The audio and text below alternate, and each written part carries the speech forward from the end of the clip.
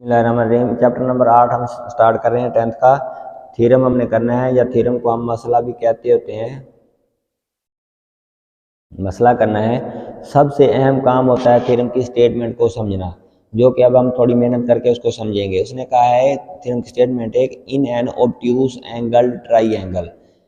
इसका मतलब है एक हादा जाविया मुसल्लस हमें दी गई है। ऑब्ट्यूज एंगल उर्दू में कहेंगे हादा जाविया। मैं दोनों ज़बानों में समझाने की कोशिश करूंगा।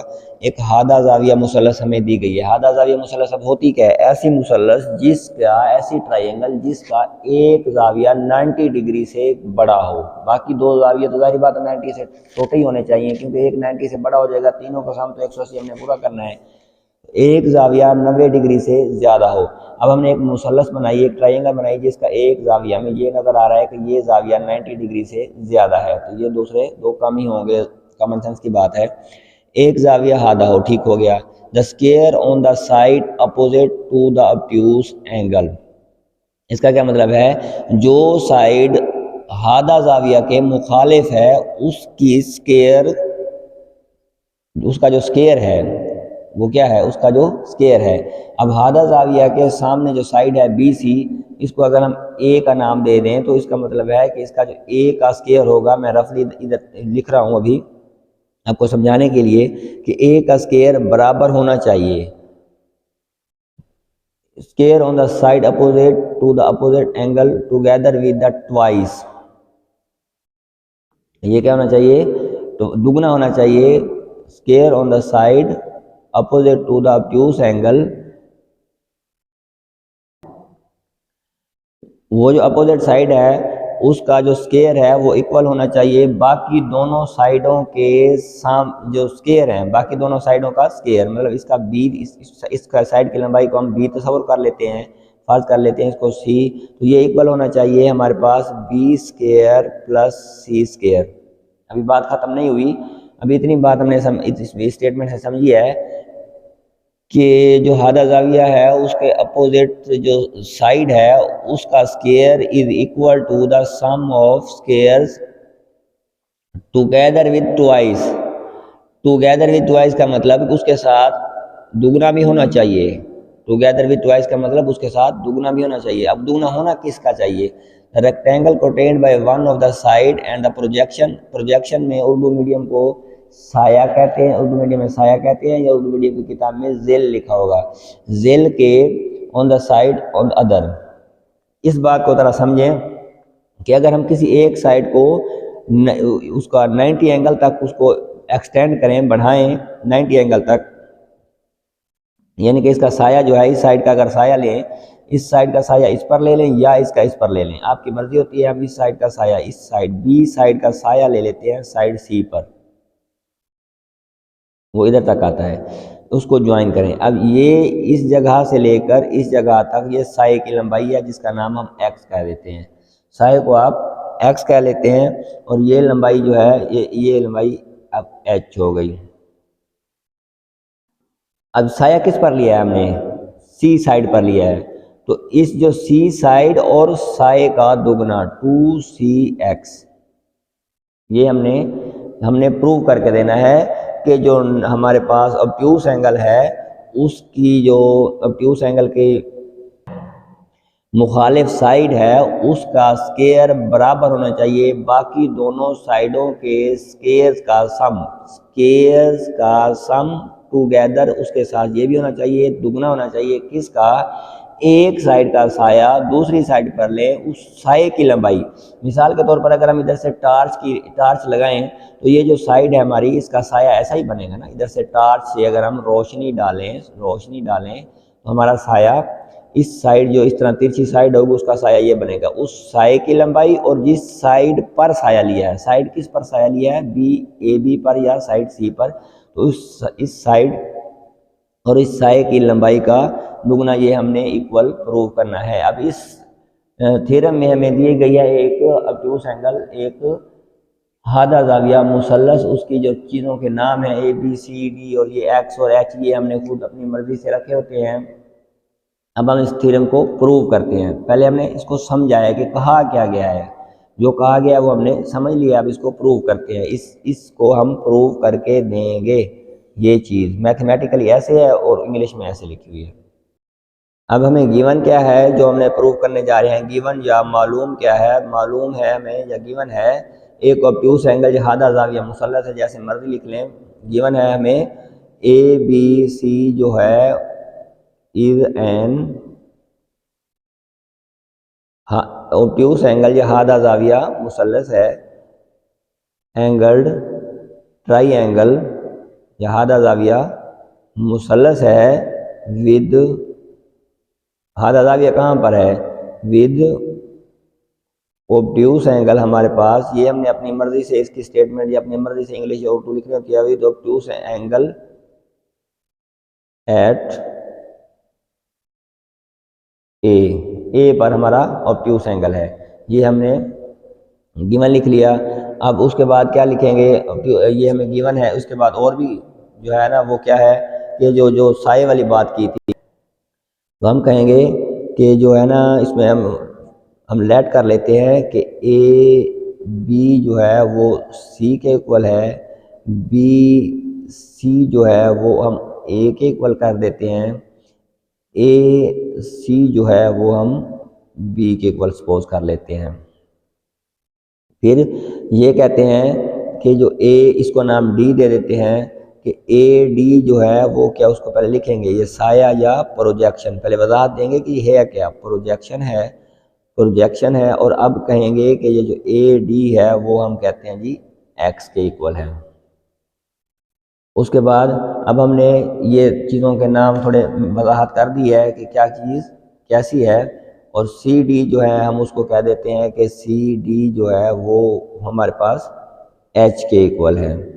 ये साइडें हैं या इजला हैं, इजला के ऊपर एक लाइन लगाते होते हैं, M भी साथ लिख लें तो ठीक है। मैयर इसका मतलब मैयर या मिकदार होती है, मैयर इंग्लिश में कहते हैं, उर्दू में इसकी पैमाइश कहते हैं, इसको सबके साथ M भी लिख दें। ये हमने कर दिया है। अब हमने साबित क्या करना था, ये मैंने पहले उधर लिख दिया था, लेकिन फिर भी मैं इधर लिखूंगा कि हमने साबित क्या करना है।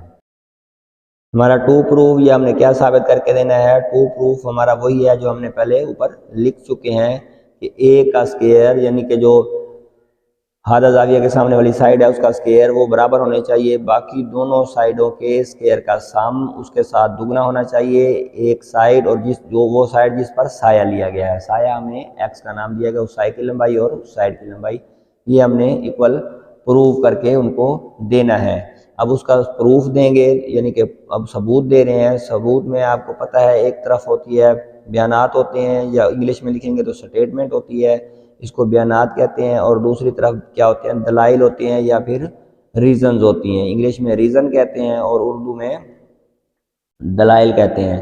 रीजन्स होती हैं, इसको उर्दू में दलाइल कहते हैं और इसको इंग्लिश उर्दू में बयानात कहते हैं। बस सिर्फ थोड़ा बहुत फ़र्क होता है, बाकी तो हमने एक ही चीज़ होती है ABC तो वही रहते हैं, वो कौन सा चेंज हो जाते हैं।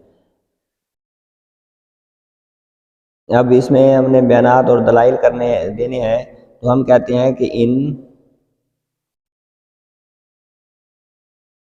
राइट एंगल, कौन सी राइट एंगल, एक राइट एंगल से स्टार्ट कर रहे हैं हम, राइट एंगल CDA ये वाली छोटी राइट एंगल से स्टार्ट कर रहे हैं। इस छोटी राइट एंगल से हम देखें अगर तो फिथागोरस मसला के हिसाब से ये राइट एंगल क्यों ली गई है, इसका क्या मतलब है कि ये हमें गिवन है, उस पर हमें एंगल 90 एंगल कहाँ पे है, 90 एंगल है हमारा एंगल जो है ना CDA, ये इज इक्वल टू है 90 डिग्री के। ये हमें मालूम है, क्यों कि हमें पता है, हम पिछली क्लासों में या कहीं ना कहीं हमने पढ़ा होगा कि जो साया होता है, प्रोजेक्शन होता है, वो हमेशा 90 डिग्री एंगल ही बनाता है। अब ये तो प्रूफ हो गया। अब ये जो राइट एंगल ट्राइंगल ली है इसमें लिखेंगे कि B square is equal to होना चाहिए X square plus H square. क्यों कि हमें पता है कि फिथागोरस मसला या पाइथागोरस थ्योरम जो होता है उसको उसके हिसाब से 90 डिग्री के सामने वाला जो होती है साइड वो B है, B का स्क्वायर बराबर होता है बाकी दोनों, ये फिथागोरस मसला इसको कहते हैं या पाइथागोरस थ्योरम कहते हैं।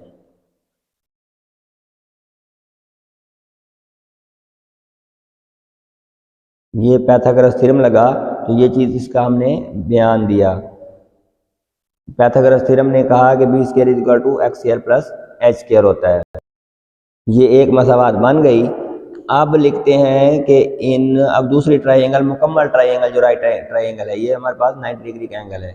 अब मुकम्मल इन राइट या कायमत ज़ाविया मुसल्लस जो है, कौन सी Qayamat ज़ाविया मुसल्लस in right angle triangle, कौन सी? सी डी बी के हिसाब से देखें तो फिर हमारे पास ये वितर बनता है या हाइपोटेन्यूस बनता है। उसमें देखें तो ए स्क्वायर इज इक्वल टू होना चाहिए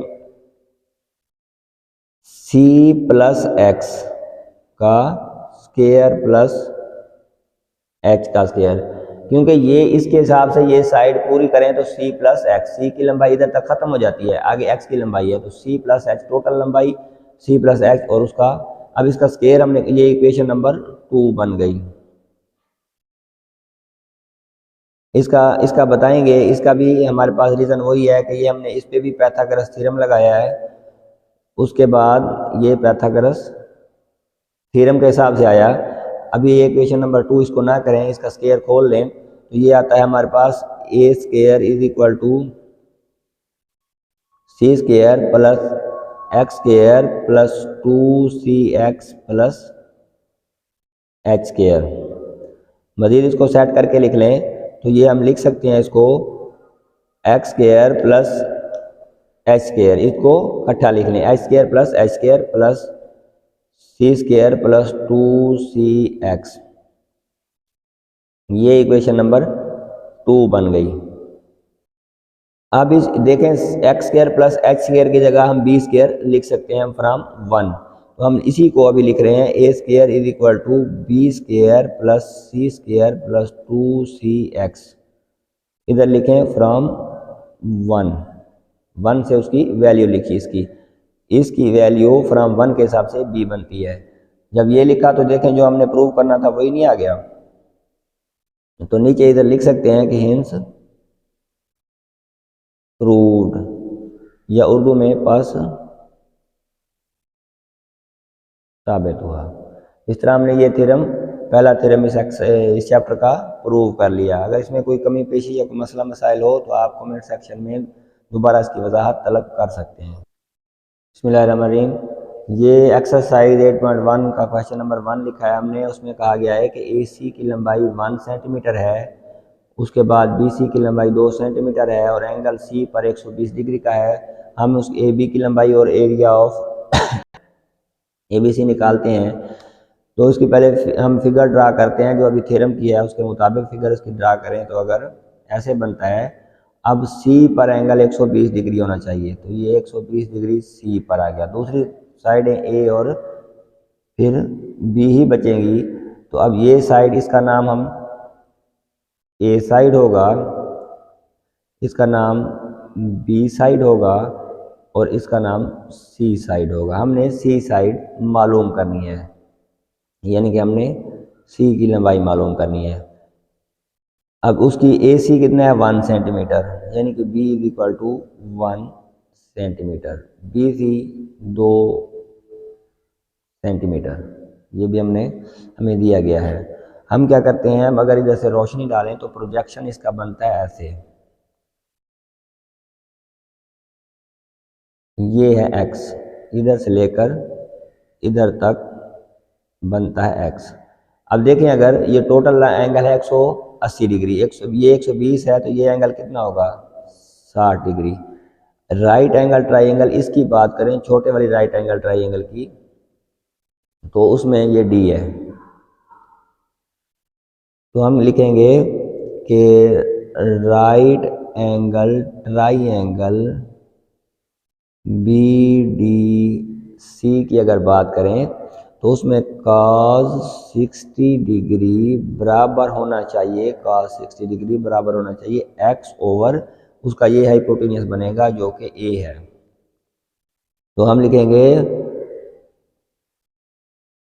x ओवर a, x है हमारे पास नहीं पता और a है 2 सेंटीमीटर और cos 60 हमारे पास होता है 1/2। तो इससे हमें हासिल हुआ कि x इज इक्वल टू 1 है।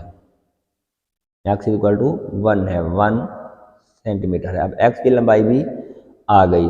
अब हमारे लिए क्या है, हम मसला नंबर 1 से या थ्योरम नंबर 1 से, थ्योरम नंबर 1 जो अभी थोड़ी देर पहले किया है उसके मुताबिक क्या है, c square is equal to होना चाहिए हमारे पास, c square is equal to दूसरी जो दो साइड है b square plus b square, वो होना चाहिए ए square plus b square plus 2। अब प्रोजेक्शन हमारा पड़ा है बी पर, तो 2bx, ये हमारा थ्योरम के रूल से ये बनना चाहिए।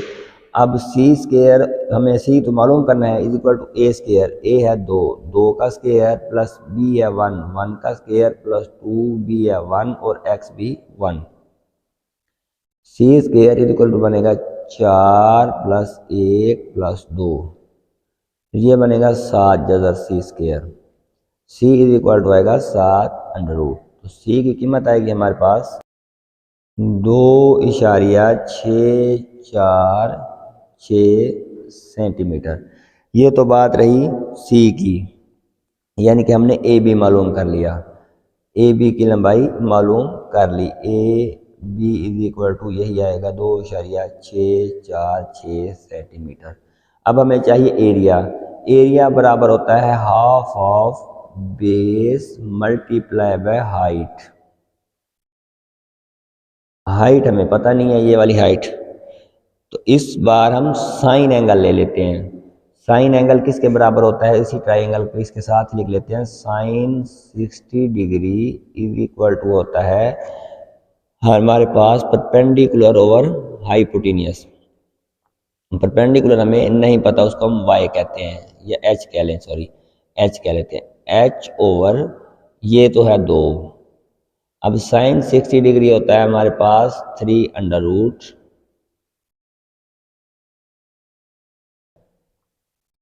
Over 2 is equal to h by 2। तो h कितना आया, h आया हमारे पास अंडर रूट 3, ये ऐसे है, h is equal under root 3 है, तो 1 ओवर 2 बेस है हमारी इस ट्राइंगल की, ये इधर से लेकर इधर तक 1 और h है अंडर रूट 3। तो एरिया हमारे पास आएगा, एरिया हमारे पास निकलेगा, इसका h कैपिटल है, इसका एरिया निकलेगा 3 under root over 2 centimetre square, क्योंकि एरिया स्क्वायर में होता है। इस तरह क्वेश्चन नंबर 1 हमने थ्योरम नंबर 1 को इस्तेमाल करते हुए मुकम्मल कर लिया। क्वेश्चन नंबर 2 है, ए सी हमने निकालना है, बी सी दिया हुआ है, बी सी की लंबाई दी हुई है, ए बी की दी हुई है और angle A B C 135 degree है, यानी कि बी पर एंगल 135 डिग्री है। ये हम बी पर एंगल 135 मेंशन कर देते हैं। इधर आ गया जी, ये साइड बी होगी, इसका एंगल 135 डिग्री हो गया, बाकी दोनों साइडें ए और सी बचेंगी। अब ए सी की लंबाई तो हमने निकालनी है, बाकी बी सी की है 6 सेंटीमीटर, उसके बाद ए बी की 4 2 अंडर रूट। उसी तरीके से इसका प्रोजेक्शन निकालें, प्रोजेक्शन अगर इसका निकालें तो ये हमारा एंगल बनता है 45 डिग्री, टोटल 180 होता है, तो ये 45 डिग्री आएगा, इसका नाम डी कर लें। अब बी डी जो हमने निकालना है, बी डी इसको एक्स कह लेते हैं और इसको एच कह लेते हैं। हमें इसका एक्स लाजमी चाहिए होगा, तो एक्स के लिए हम क्या लिखते होते हैं, कॉस ऑफ 45 डिग्री बराबर है एक्स ओवर, ये लंबाई है हमारे पास 6, एक्स बटा 6, कास हमारे पास होता है 45 1 over 2 under root is equal to X by 6। तो ये हमारे पास बनेगा 2 under root X is equal to 6, X बराबर आएगा 6 ओवर 2 अंडर रूट, ये एक्स की कीमत आ गई। अब हम थ्योरम लगाते हैं, तो थ्योरम के हिसाब से हमारे पास होना चाहिए, इस साइड का नाम बी लिख दें, इस साइड का नाम ये वाला ए लिख दें और इस साइड का नाम आप लिख दें, इसका नाम सी लिख दें। तो होना चाहिए B square is equal to हमारे पास होना चाहिए ए स्क्वायर प्लस सी स्क्वायर प्लस 2cx। बी चाहिए, ए स्क्वायर कितना है, ए है हमारे पास 6 का स्क्वायर प्लस सी 4 अंडर रूट 2 इसका स्क्वायर प्लस 2, सी कितना है, सी है 4 अंडर रूट 2, 4 अंडर रूट 2 ये है सी, और एच कितना है एच अभी निकाला है 6/2 जजर। तो ये 2 जजर से 2 जजर कैंसिल हो गया। ये आया हमारे पास 36 प्लस 16 इंटू 2, इसका 16 बनेगा और इसका 2 बनेगा, प्लस ये बनेगा 4 दूनी 8, 6 8 48,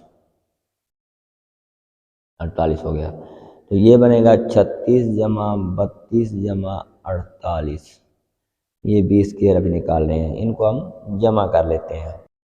ये बनता है 116। जजर लेंगे तो आपको पता है 29 चौके 116 होता है, चौके का 2 बार आ जाएगा, अंदर आ जाएगा 29 और ये आ जाएगा सेंटीमीटर में। तो हमने बी की लंबाई हमें चाहिए थी, वो हमने मैयर ए सी की लंबाई मालूम कर ली 29 जजर और सेंटीमीटर। इस तरह ये एक्सरसाइज 8.1 हमारी कंप्लीट हो गई। इसी के साथ ही हमारी ये वीडियो भी ख़त्म हो गई। हमारे चैनल को सब्सक्राइब कर दें, इंशाल्लाह नेक्स्ट हर नई आने वाली वीडियो आप तक पहुंचती रहेगी और मैं इस तरह 10th का सिलेबस अपलोड करता रहूँगा। अल्लाह ताला आपको कामयाबियाँ अता फरमाए, आमीन।